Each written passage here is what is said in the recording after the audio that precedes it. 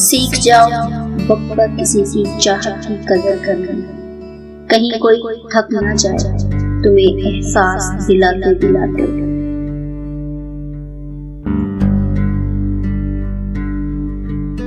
अभी ऐसे अल्फाज इजाद नहीं हुए जो एहसास को बयान कर सकें। एहसास की दुनिया अल्फाज की दुनिया से बहुत आगे है।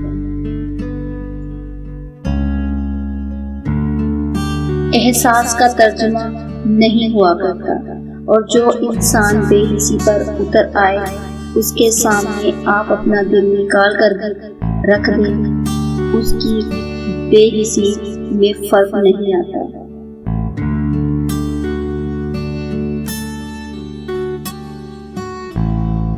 मेरी लिखी बात को हर कोई समझ नहीं पाता क्योंकि मैं एहसास लिखता हूँ और लोग अल्फाज पढ़ते हैं।